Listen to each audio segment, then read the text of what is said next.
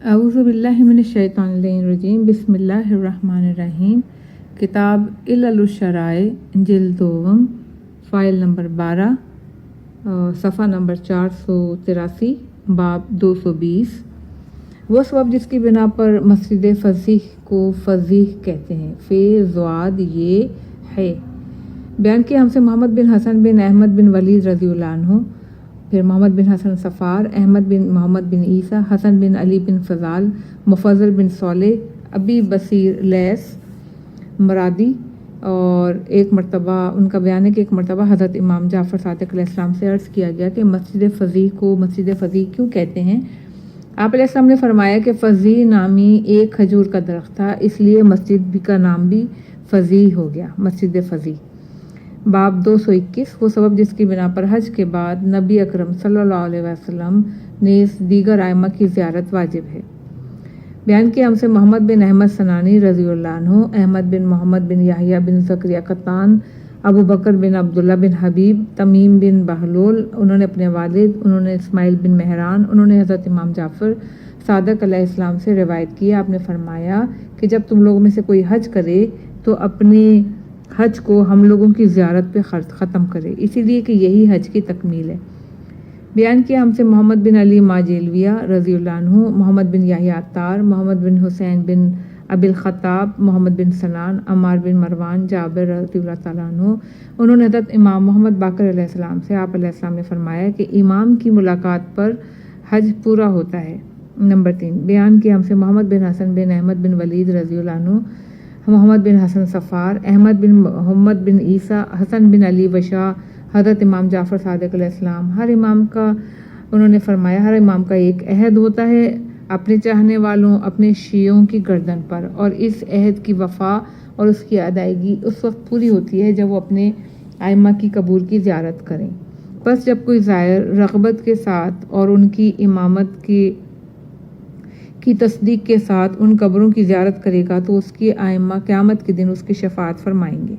میرے والد رضی اللہ عنہ علی بن ابراہیم بن ہاشم، انہوں نے اپنے والد، انہوں نے محمد بن ابی عمیر، عمر بن ازینہ، زرارہ، حضرت امام محمد باقر علیہ السلام سے، آپ علیہ السلام نے فرمایا لوگوں کو حکم دیا گیا ہے کہ وہ ان کے پتھروں کے پاس آئیں، ان کا طواف کریں، اس کے بعد ہمارے پاس آ کر ہمیں اپنی دوستی اور محبت کی خبر دیں اور ہمارے سامنے اپنی نصرت اور مدد کو پیش کریں۔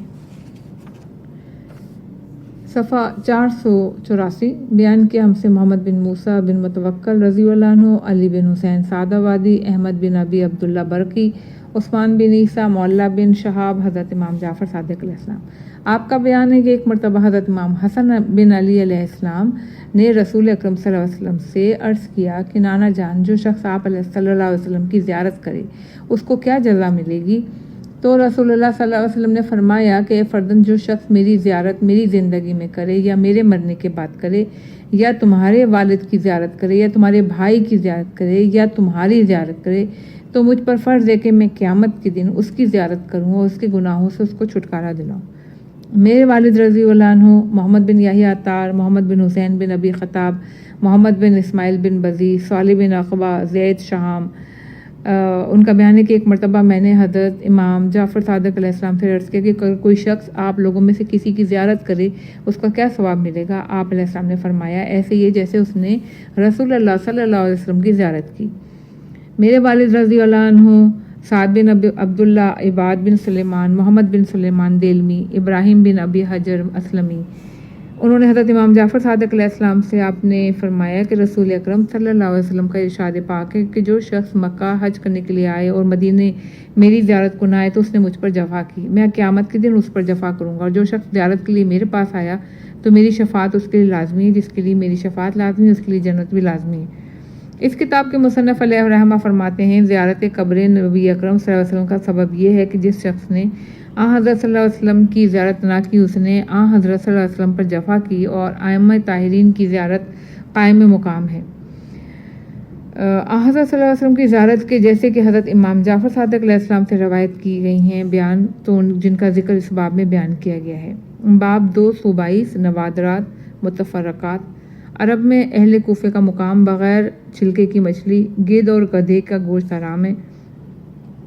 بیان کیا ہم سے جعفر بن محمد بن مسرور رحم اللہ، حسین بن محمد بن عامر، مولا بن محمد بصری، بسطام بن مرہ، اسحاق بن حسان، حیثم بن واقد، علی بن حسن مہدی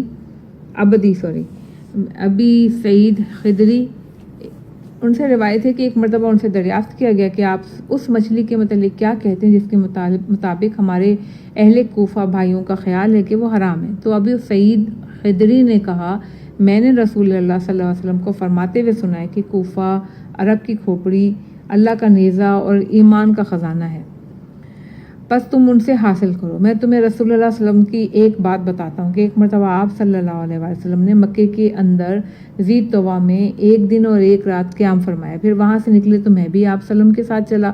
ہم لوگ جا رہے تھے کہ ہمارا گزر ایک طرف سے ہوا کہ دیکھا کہ چند ساتھی بیٹھے ہوئے کھانا کھا رہے ہیں۔ انہوں نے ہم لوگوں کو دیکھا تو کہا، یا رسول اللہ صلی اللہ علیہ وسلم کھانا حاضر ہے۔ آپ صلی اللہ علیہ وسلم نے فرمایا، اچھا مگر اپنے نبی صلی اللہ علیہ وسلم کو بھی تو بیٹھنے کی جگہ دو۔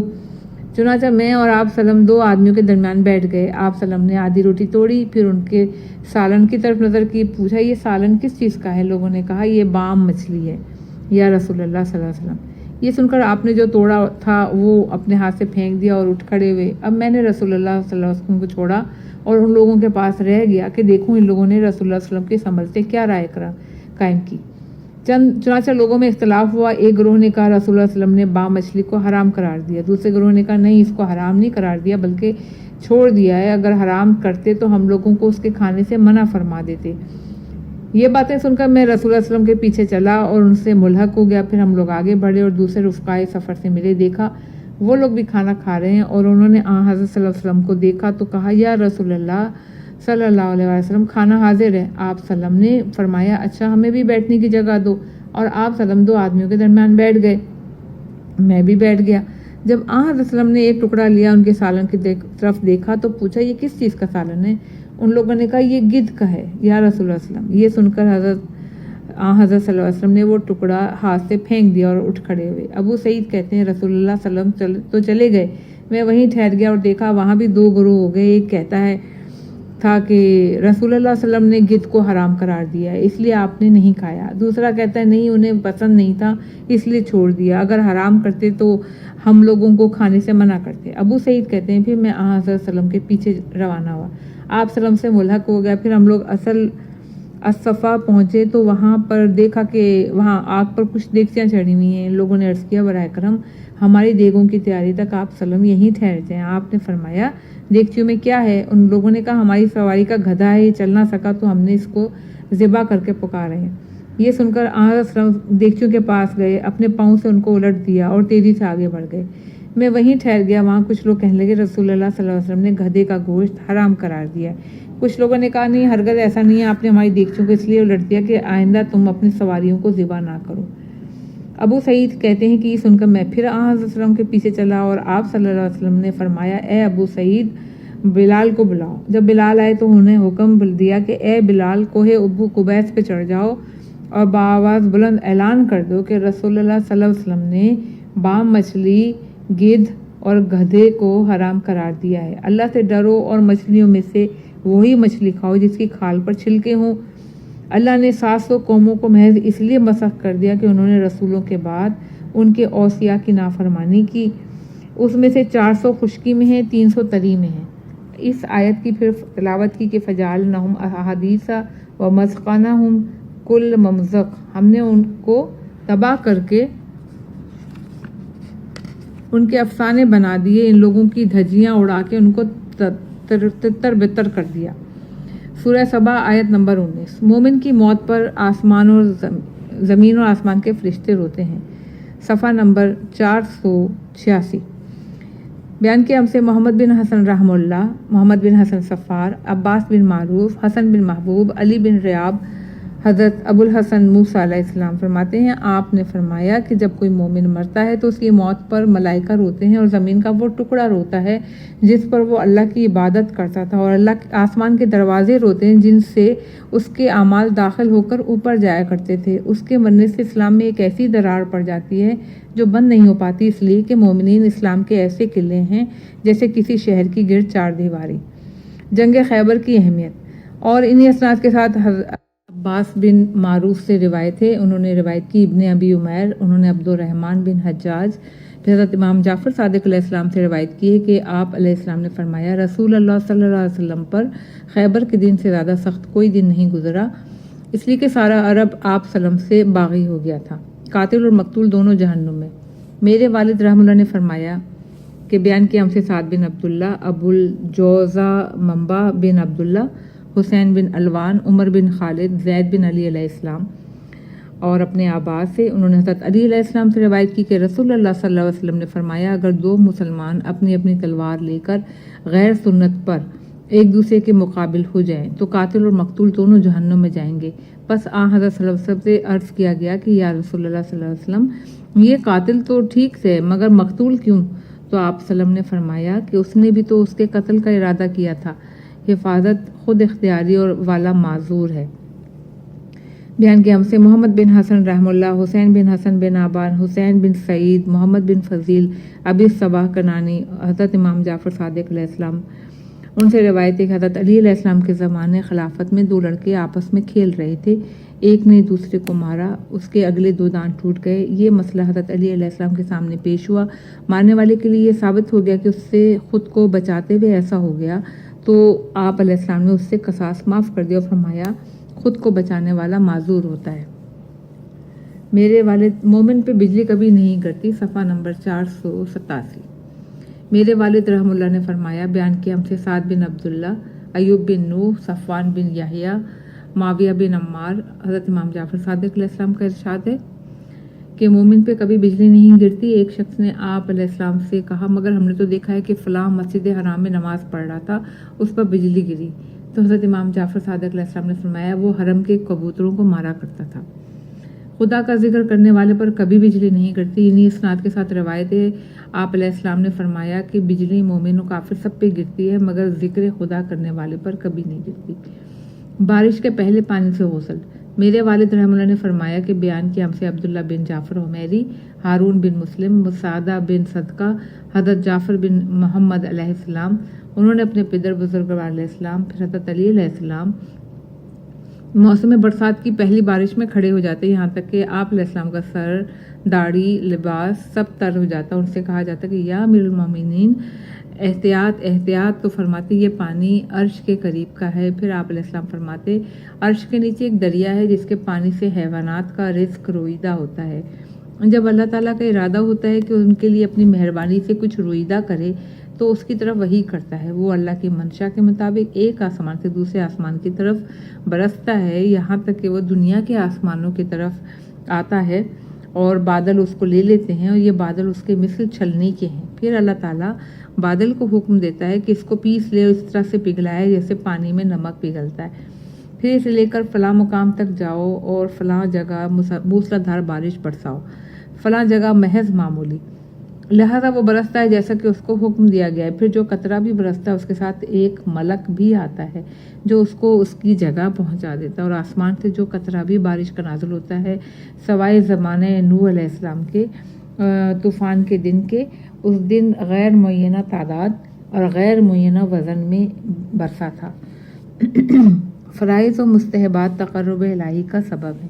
میرے والد رحمہ اللہ نے فرمایا بیان کیا ہم سے احمد بن ادریس، محمد بن احمد، علی بن ریان، حسین بن محمد، عبد الرحمن بن ابی نجران، عبد الرحمن بن حماد، ذریح المحاربی، حضرت امام جعفر صادق علیہ السلام سے روایت کی کہ آپ علیہ السلام نے فرمایا کہ رسول اکرم کی خدمت میں ایک شخص آیا، اس نے عرض کیا یا رسول اللہ تعالیٰ فریضہ کے علاوہ اور بھی کسی چیز کا مطالبہ کرتا ہے؟ آپ نے فرمایا نہیں۔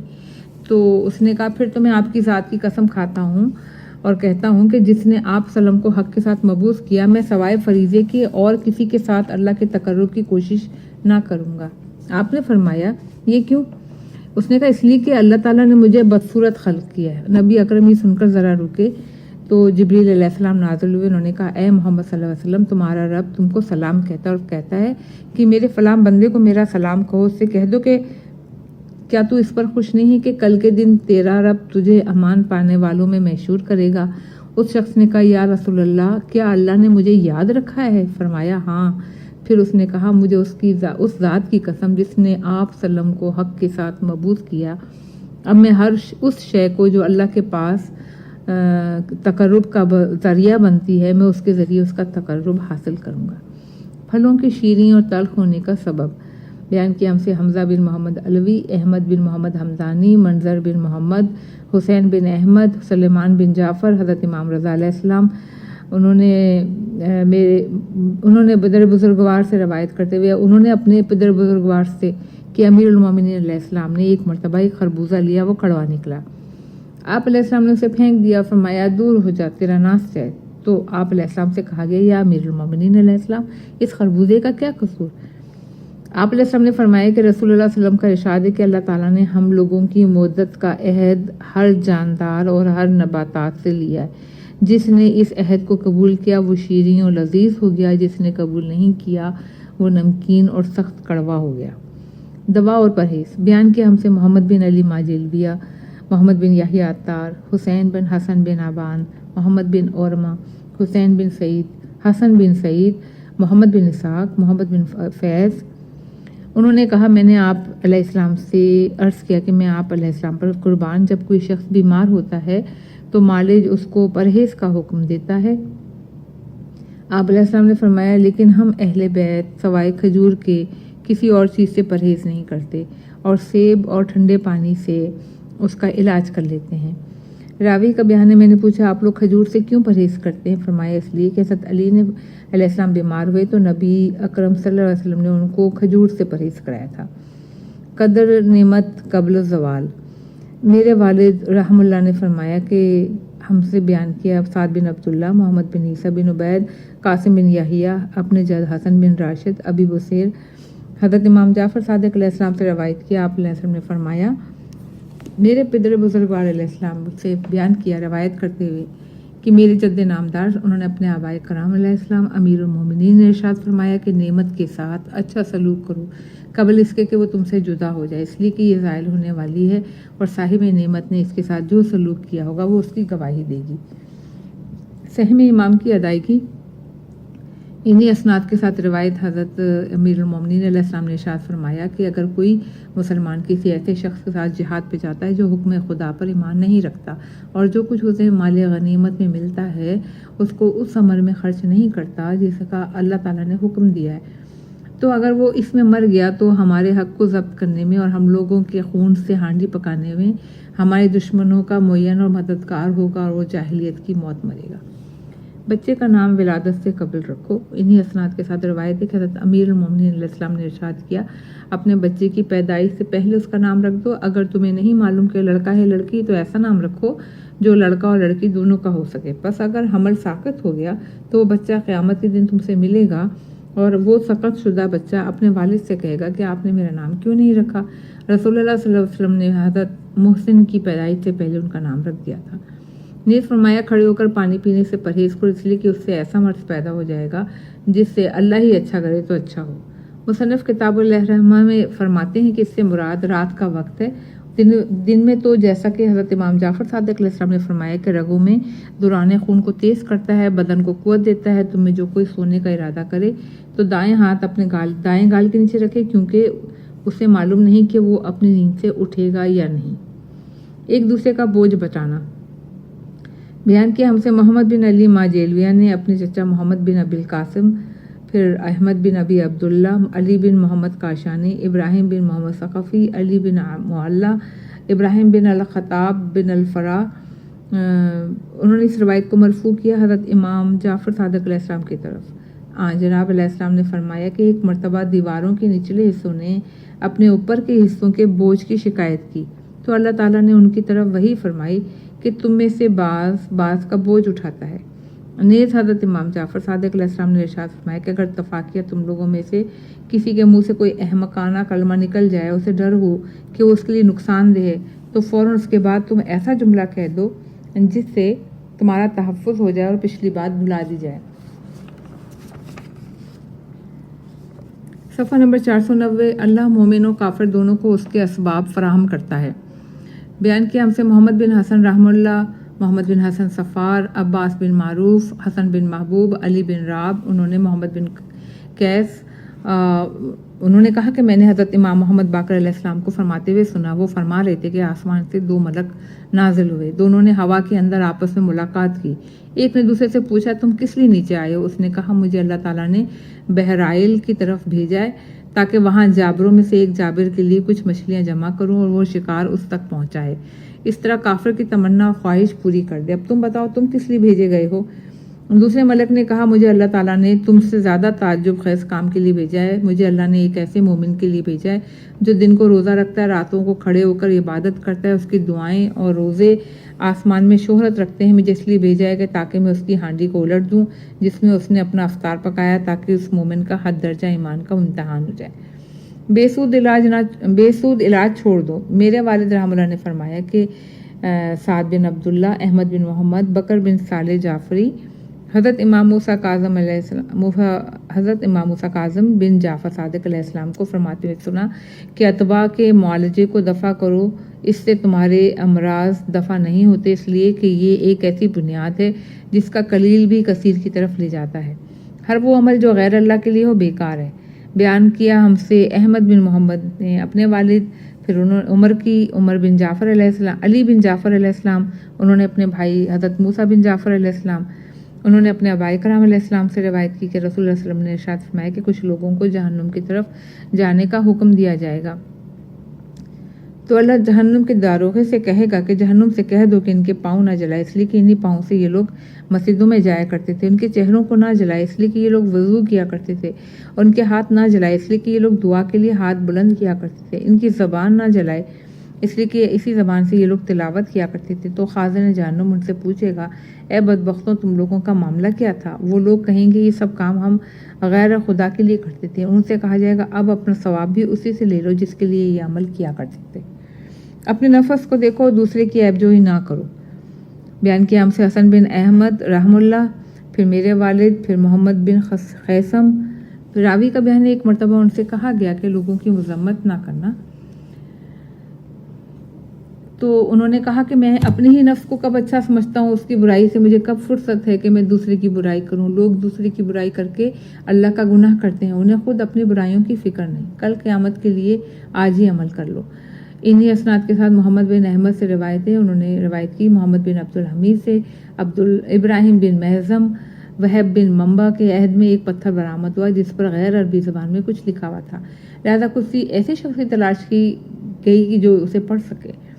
چنانچہ ابن منبع کو لایا گیا، وہ بہت سی کتابوں کا مصنف تھا، اس نے آ کے پڑھا، اس میں یہ مرقوم تھا اے ابن آدم اگر تو دیکھ لے کہ تیری اجل کا وقت کتنا کم رہ گیا ہے تو پھر تو اپنی تمام امیدوں اور تمناؤں کو چھوڑ دے اور تیری حرص و طمع کم ہو جائے، تجھے خواہش ہوگی کہ زیادہ سے زیادہ عمل کر لو، تو آج تو تمہیں وہ مہلت ہے کہ اس کے بعد نہ تم اپنے اہل کی طرف واپس آؤ گے نہ اپنے عمل میں اضافہ کر سکو گے، لہذا کل قیامت کے دن کے لیے عمل کر لو قبل اس کے کہ تم کو ندامت اور حسرت کا سامنا کرنا پڑے۔ حب دنیا اور ایک قریے پہ عذاب۔ میرے والد رحم اللہ، سعد بن عبداللہ، یعقوب بن یزید، محمد بن عمرو، صالح بن سعید، ان کے بھائی سہل حلوانی، حضرت ابی عبداللہ امام جعفر صادق علیہ السلام سے روایت ہے کہ جس وقت حضرت عیسیٰ علیہ السلام سیاحت میں مشغول تھے تو آپ علیہ السلام کا گزر ایک قریے سے ہوا، وہاں کے رہنے والوں کو راستے میں دائرے کی شکل میں مردہ پایا۔ آپ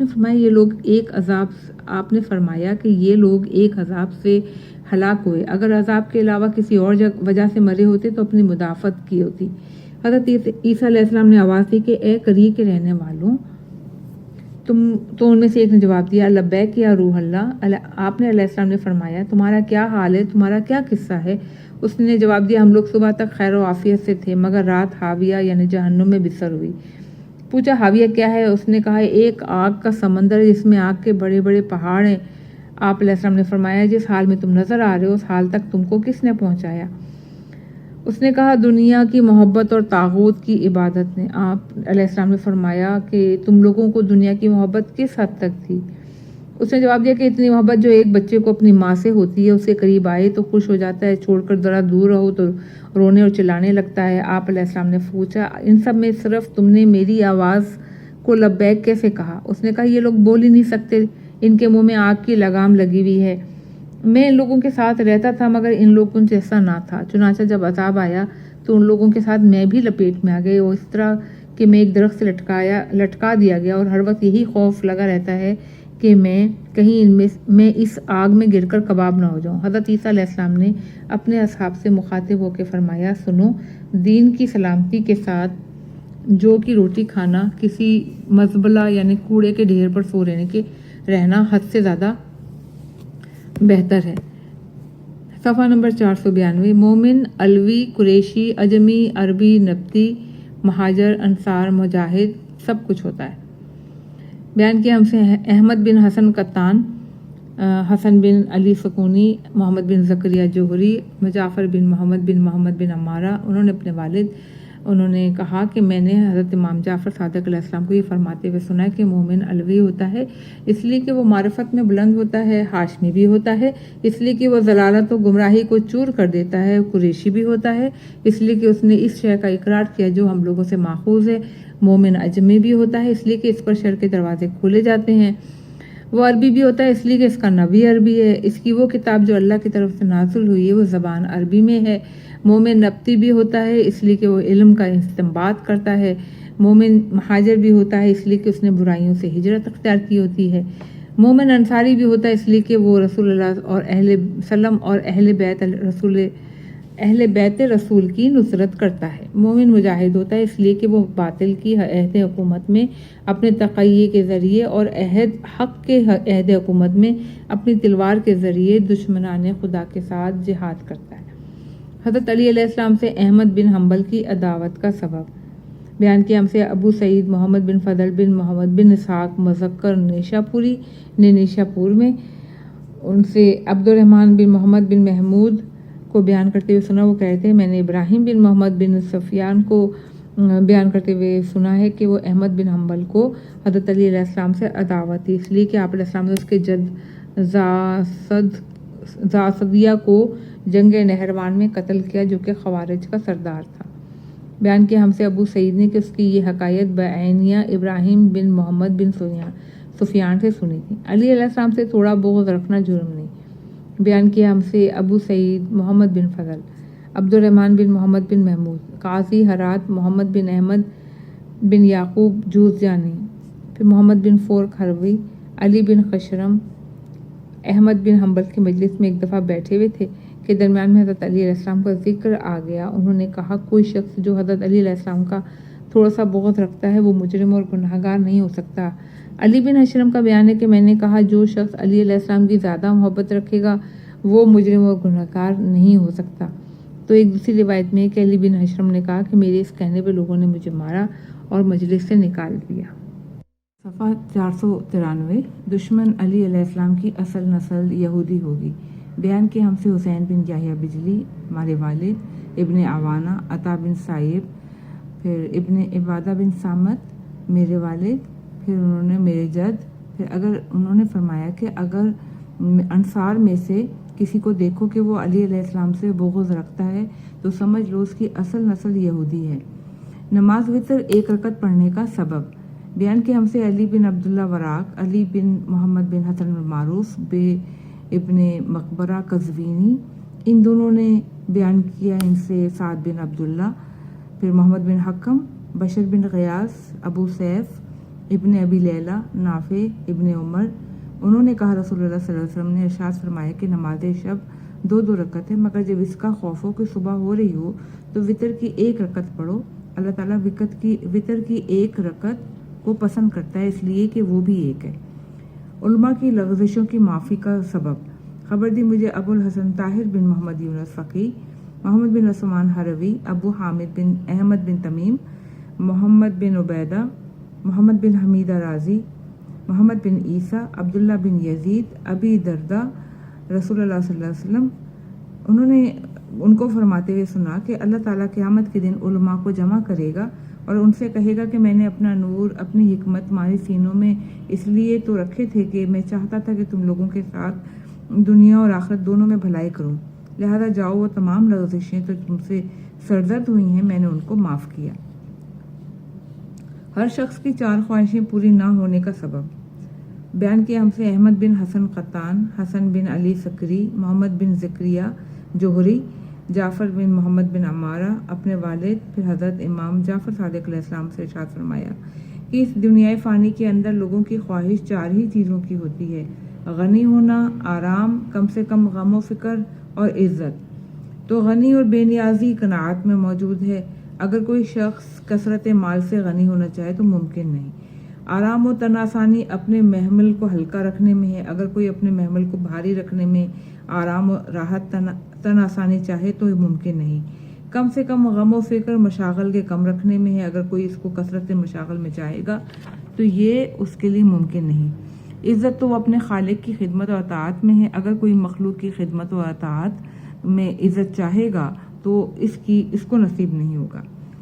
صفحہ نمبر 494۔ علی علیہ السلام کے وصی رسول اللہ ہونے کا صلی اللہ علیہ وسلم ہونے کا سبب یہ بیان کیا ہم سے عبداللہ بن محمد بن عبد الوہاب، منصور بن عبداللہ بن ابراہیم اصفہانی، علی بن عبداللہ اسکندرانی، سعد بن عثمان، محمد بن ابی القاسم، عباد بن یعقوب، علی بن ہاشم، ناصر بن عبداللہ، سماک بن عرب، ابی سعید خدری، حضرت سلمان فارسی نے حضرت صلی اللہ علیہ وسلم سے عرض کیا کہ یا نبی اللہ صلی اللہ علیہ وسلم، کیا ہر نبی کا وصی ہوتا ہے تو آپ سلم کا وصی کون ہے؟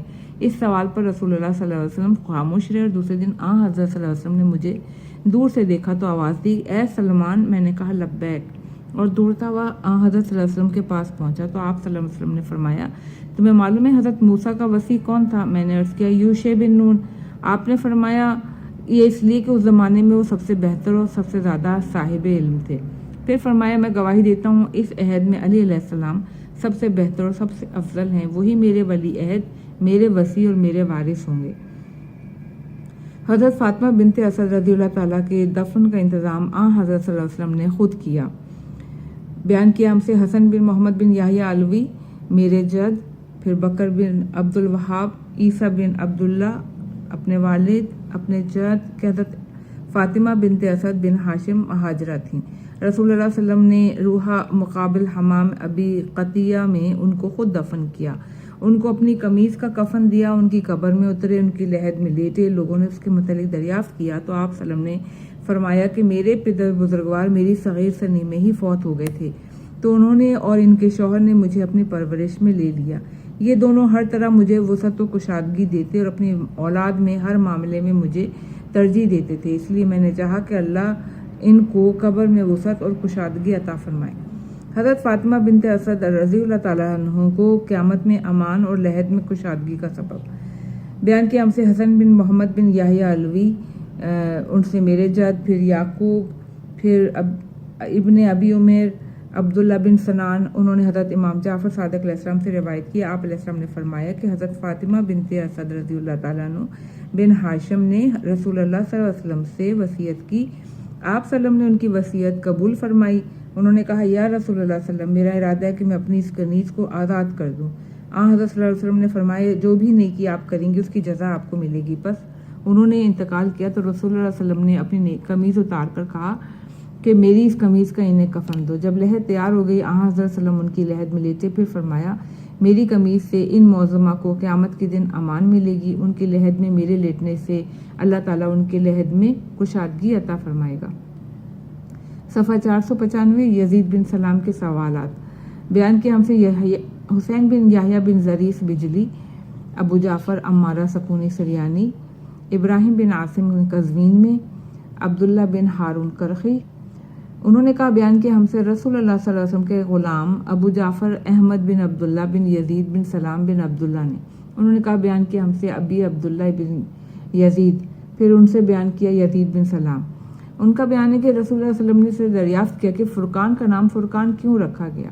آپ نے فرمایا اس لیے کہ یہ متفرق آیتوں اور صورتوں میں جستہ جستہ نازل ہوا ہے، کسی لوح وغیرہ پر لکھا ہوا نازل نہیں ہوا، جیسے صحف انبیاء، توریت و زبور، انجیل کو یہ سب کے پورے الواح اور اوراق پر تحریر شدہ نازل ہوئے۔ سائل نے دریافت کیا کہ یہ چاند اور سورج دونوں روشنی اور نور میں برابر کیوں نہیں ہیں؟ آپ صلی اللہ علیہ وسلم نے فرمایا جب سے اللہ نے ان دونوں کو پیدا کیا دونوں اس کے اطاعت گزار رہے ہیں، انہوں نے ذرا برابر نافرمانی نہیں کی تو اللہ تعالیٰ نے حضرت جبریل علیہ السلام کو حکم دیا کہ چاند کی روشنی کو مٹا دو، انہوں نے اس کو مٹا دیا، چنانچہ اس مٹانے کے نشان کالی کالی لکیروں کی شکل میں نظر آتا ہے۔ اگر چاند کو اپنی اصلی حالت میں چھوڑ دیتا اور اسے نہ مٹاتا تو رات کو دن سے فرق کرنا اور دن کو رات سے ممتاز کرنا ممکن نہ ہوتا۔ ایک روزہ دار کو یہ معلوم نہ ہوتا کہ کب سے کب تک روزہ رکھے، اور لوگوں کو سال کی گنتی نہ معلوم ہوتی۔ چنانچہ اس کے متعلق اللہ کا ارشاد ہے وَجَعَلْنَا اللَّيْلَ وَالنَّهَارَ آیَتَيْنِ فَمَحَوْنَا آیَةَ اللَّيْلِ وَجَعَلْنَا آیَةَ النَّهَارِ مُبْصِرَةً لِتَبْتَغُوا فَضْلًا مِّن رَّبِّكُمْ وَلِتَعْلَمُوا عَدَدَ السِّنِينَ وَالْحِسَابَ، اور ہم نے رات اور دن کو اپنی قدرت کی دو نشانیاں قرار دی، پھر ہم نے رات کی نشانی چاند کو مٹا کر دھندلا بنا دیا اور دن کی نشانی سورج کو روشن رکھا تاکہ سب چیزیں دکھائی دیں۔ تم لوگ اپنے پروردگار کا فضل یعنی معاش ڈھونڈتے پھرو تاکہ تم برسوں کی گنتی اور حساب کو جان لو۔ سورہ بنی اسرائیل آیت نمبر 12۔ یزید بن سلام راوی نے کہا اے محمد صلی اللہ علیہ وسلم آپ نے سچ فرمایا۔ سائل نے پھر پوچھا یہ بتائیے لیل کو لیل کیوں کہتے ہیں؟ آپ نے فرمایا میں مرد عورتوں سے اس لیے کہ اس میں مرد عورتوں سے نزدیکی کرتے ہیں۔ اللہ تعالیٰ نے رات کو ان کے لیے پردہ اور لباس بنایا ہے۔ چنانچہ اللہ تعالیٰ کا ارشاد ہے وَجَعَلْنَا اللَّيْلَ لِبَاسًا وَجَعَلْنَا النَّهَارَ مَعَاشًا، میں نے رات کو لباس اور دن کو معاش بنایا۔ سورہ نبا آیت نمبر 10-11۔ سائل نے کہا اے محمد صلی اللہ علیہ وسلم آپ نے سچ فرمایا۔ سائل نے پھر پوچھا کچھ ستارے کیوں کچھ چھوٹے اور کچھ بڑے نظر آتے ہیں حالانکہ مقدار میں سب برابر ہیں؟ آپ صلی اللہ علیہ وسلم نے فرمایا اس لیے کہ ان ستاروں اور آسمان دنیا کے درمیان ایک سمندر ہے، ہوا ان کے امواج کو تھپیڑے دے رہی ہے، اس لیے ستارے چھوٹے بڑے نظر آتے ہیں حالانکہ تمام ستاروں کی مقدار برابر ہے۔ سائل نے پوچھا یہ بتائیے یہ دنیا کو دنیا کیوں کہتے ہیں؟ آپ صلی اللہ علیہ وسلم نے فرمایا دنیا دنی ہے، یہ آخرت کے بعد پیدا ہوئی، اگر یہ آخرت کے ساتھ پیدا ہوتی تو جس طرح سے اہل آخرت کو فنا نہیں ہے اس طرح سے اہل دنیا کو بھی فنا نہیں ہوتی۔ سائل نے پوچھا بتائیے قیامت کو قیامت کیوں کہتے ہیں؟ آپ صلی اللہ علیہ وسلم نے فرمایا اس لیے کہ اس میں ساری مخلوق حساب و خطاب کے لیے کھڑی ہوگی۔ سائل نے پوچھا آخرت کو آخرت کیوں کہتے ہیں؟ آپ نے فرمایا یہ متاخر ہے، دنیا کے بعد آئے گی، وہ اتنی بلند ہے کہ ناقابل بیان ہے، اس کے ایام شمار نہیں کیے جا سکتے، اس کے ساکنین فنا نہیں ہو سکتے۔ اس نے کہا اے محمد آپ نے سچ فرمایا۔ سائل نے پوچھا اچھا یہ بتائیں کہ پہلا دن کون سا ہے جسے اللہ نے خلق کیا؟ فرمایا یوم احد یعنی یکشنبہ۔ پوچھا اس کا نام احد کیوں ہے؟ آپ نے فرمایا اس لیے کہ یہ واحد محدود ہے۔ پوچھا اور اثنین دوشنبہ؟ فرمایا اس لیے کہ یہ دنیا کا دوسرا دن ہے۔ پوچھا ثلاثہ؟ اس لیے کہ یہ دنیا کا تیسرا دن ہے۔ پوچھا اربع؟ فرمایا اس لیے کہ یہ دنیا کا چوتھا دن ہے۔ اور خمیس اس لیے کہ یہ پانچواں دن ہے۔ یوم انیس اس میں ابلیس پر لعنت کی گئی اور حضرت ادریس علیہ السلام کو اٹھا لیا گیا۔ پوچھا اور جمعہ؟ فرمایا اس دن سب لوگ جمع کیے جائیں گے، یہی یوم مشہود ہے، وہی شاہد و مشہود سے مراد۔ پوچھا اور سبت؟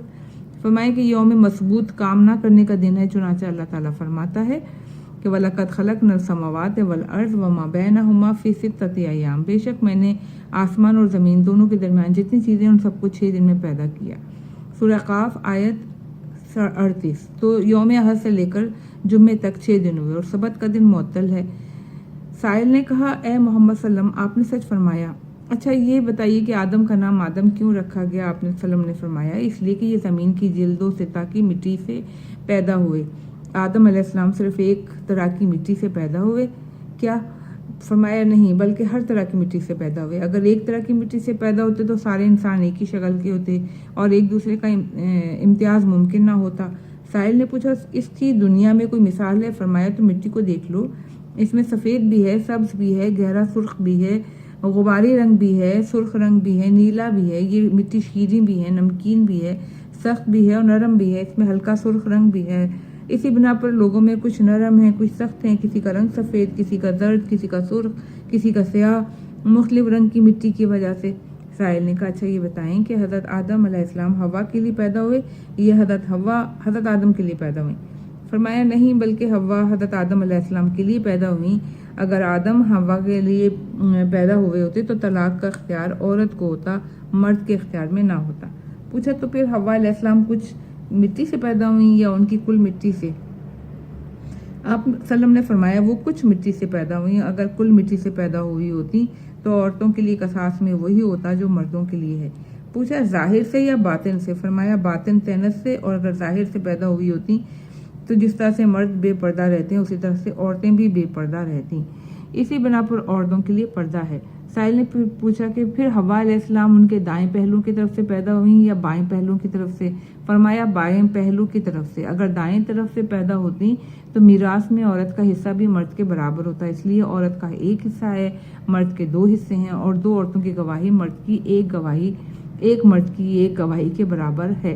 سائل نے دریافت کیا پھر وہ کہاں سے پیدا ہوئی؟ آپ نے فرمایا وہ بائیں پہلو کی بچی ہوئی مٹی سے پیدا ہوئی۔ سائل نے کہا اے محمد صلی اللہ علیہ وسلم آپ نے سچ فرمایا، اب یہ بتائیں کہ وادی مقدس کو وادی مقدس کیوں کہتے ہیں؟ فرمایا اس لیے کہ اس میں روحیں پاک اور مقدس ہوئیں، اس میں ملائکہ منتخب ہوئے حضرت موسیٰ علیہ السلام سے، اس میں اللہ تعالیٰ نے کلام کیا جیسا کلام کرنے کا حق ہے۔ سائل نے پوچھا جنت کو جنت کیوں کہا گیا؟ آپ نے صلی اللہ علیہ وسلم نے فرمایا اس لیے کہ وہ چنی ہوئی، منتخب کی ہوئی، پاک، صاف اور اللہ کی پسند کی ہوئی ہے۔